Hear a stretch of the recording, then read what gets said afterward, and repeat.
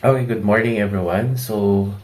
Meron na naman tayong pag-uusapan ngayon and this is just ito lang naman ay naging lumabas na question sa ating profession, no? So, ang topic natin for today is ano nga ba ang dahilan kung bakit nagkakaroon tayo ng crime, no? And if there are increase, no, pag tumaas ang crime rate natin, what are the possible factors that affects or contributes to the existence or the increase of criminality within a certain uh, locality or a certain place. Okay?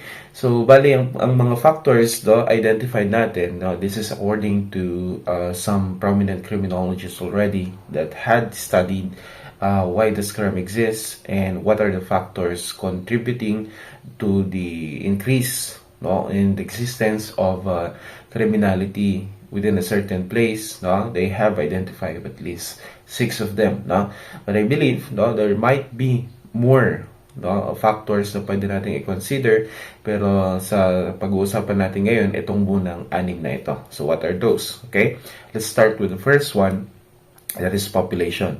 Okay, so there are a lot of theories under criminology, no, studying the impact of the sudden increase of population. Yung biglang dumadami yung ating population or yung biglang pag-akyat, no, taas ng number of population residing in a certain place, no?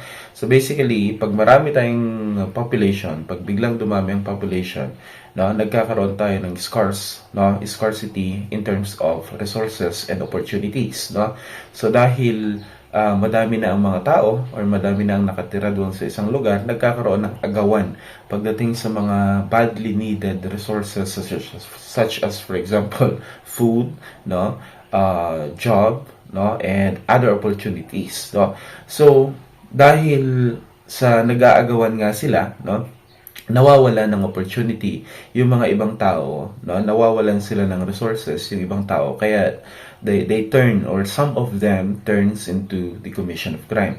Okay, so kung to siguro to substantiate that, if you're going to look at the crime rate of those highly urbanized societies, na yung mga cities and so on, compared it to yung mga rural areas, no, yung mga, alam mo na, mas konti ang population, makikita naman natin na mas marami lagi ang crime na nako-commit doon sa mga places where mas marami ang kanilang population. So, population is number 1. Okay? Then, number 2 is yung tinatawag nating social groupings and distribution.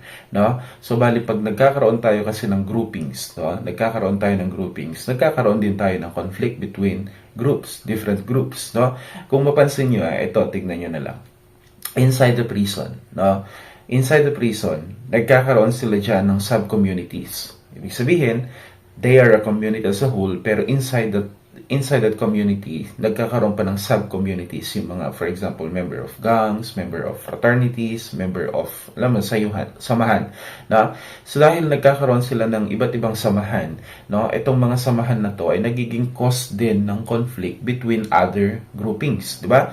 Halimbawa, ito si Group A is member ng ganitong group. No? Itong si Group B ay member ng ganitong group. So, hindi natin maiiwasan ngayon, since there are groupings, there is a grouping, nagkakaroon sila ng conflict with each other, targeting other members, no, or non-members of their group. In our society also, no, dahil nga nagkakaroon tayo ng different, no, subgroups, okay? May mga subgroups ng per ethnicity, per tribes, and so on. Meron din tayong subgroup per social classes, like for example, the middle class, the upper class, and the lower class. And then, no, since they have that sense of, parang membership, no, they're loyal to their group, no, kung saan sila nakakabilang. And if there are conflicts, no, nagkakaroon naman na tayo ng crime. So the existence of, for example, a tribal war is a good example of a crime that resulted into these different social groupings, no? So, well, hindi naman talaga natin maiiwasan na kumbaga there will be no groupings. There will always be groupings. That is why, basically, there will always be a crime. Hindi natin maaalis yan. So long as naggrupo-grupo ang mga tao, no, sa isang society, meron at merong conflict na mangyayari in between these different groups. Okay? So, that is for the number two factors. And the third one is we have the environment. Now, environment plays a big factor into the existence and increase of crime rate. No? So if for example, this certain society, their kind of environment is already highly parang mature na siya to produce crime, like for example is naging na-normalize yung mga criminal act doon sa lugar na yon, no? Kaya nga meron tayong mga lugar na kung saan is kilala, no, bilang pugad ng mga kriminal, no? So this kind of environment really affects those the members of that society, no, since nanonormalize kasi yung pagkakaroon o yung nanonormalize kasi yung criminal behavior, no, dahil sila din mismo ng mga merong past criminal activities or merong mga existing criminal activities ang nagsasama-sama, yung mga bago, no, yung mga ipapanganak pa lamang at lalaki pa lamang doon sa kind of society na ganyan, definitely will turn into criminality din paglaki nila. Okay? And the physical condition of man is also included, no? Biological ito, no? Masasabi din natin that it holds the truth that minsan meron talaga tayong mga criminal, meron talaga tayong mga person, no, that are predisposed into the commission of crime, no? So yeah, you might not agree with me with that na meron talaga tayong born criminals, that is according to Lombroso, but definitely, no, sinasabi ko lang, no, and I agree with Lombroso that there are born criminals, no, but it doesn't mean that all criminals were born criminals, no. So marami kasing factor, yun yung intindihin natin, ha, that in explaining how a criminal or how a person turns into criminality, it's not just purely biological. It might be affected by different person, but definitely, no, meron talaga tayong born criminal. So yung mga kumbaga pinanganak na sila, no, na may predisposition into criminality. So that's number 4. Then number 5 is we have also the behavioral and mental processes, no? So included din yan under biological theory. Dito kasi sa biological theory, no, especially yung born criminal theory ni Cesar Lombroso is talagang predisposition na, no?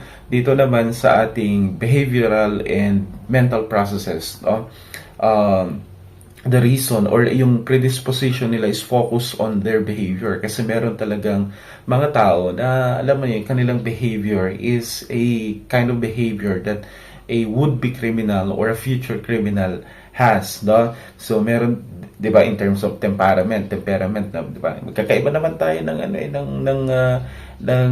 kordon, kumbaga, no? 'Di ba? Meron tayong maiksi lang ang pasensya, meron naman tayong aggressive behaviors, no, na kung saan konting bagay lang ay nagagalit na. That's behavioral. Now, in terms of mental processes, no, meron naman yung sobrang talino, and that's the reason why they commit the crime, no, or sobrang mababa ang kanyang IQ that makes him prone, no, na gamitin ng mga ibang tao to commit a crime. Madali siyang mauto and whatsoever. Okay? So, in terms of behavior and mental processes, no, again, babalik tayo kay Lombroso, no? Although kay Lombroso kasi is just, as in the physical ang kanyang tinitignan, no? Yung anthropological characteristic of a person, yung kanyang pinagbabasehan, like for example is physiognomy, phrenology, under ng ano yun, atavism, under ng biological yun, but definitely doon siya sa mas mababaw. Okay? However, pagdating naman kay behavioral and mental processes, mas deeper ang kanyang ini-inquire, kasi it studies the behavior, what behavior really, no, can turn you into criminals, no, what kind of mental characteristic could turn you into criminals, and so on. So yun naman sa kanya, we need to accept that there are mental traits, behavioral traits that are predisposed also, no, for the commission or for that person who owns them, no, who has them, to become criminal someday. Okay, and lastly, we will talk about the opportunities, no, the opportunities. No, we know, for example, we know naman, no, that if we're going to look at the crime triangle, meron talaga yung opportunity as an element, and without opportunity, crime will not exist, sabi nga doon sa crime triangle. So what that does mean, so long as you provide opportunities, so long as the societies provide opportunities for the criminals to commit their crime, crime will exist. So as long as there are, meron tayong opportunities na ibinibigay sa mga criminal, then definitely crime will exist. So those are the 6 factors that enhances criminality, no? Yun yung kailangan nating bantayan if gusto nating bawasan ang existence ng criminality sa ating society, at yun yung mga kailangan nating remedyohan if we really are serious in reducing. No, I use the word reducing kasi it's really impossible for us to remove totally criminality in the society. Okay? Thank you very much for listening. That's it for today. See you on the next video.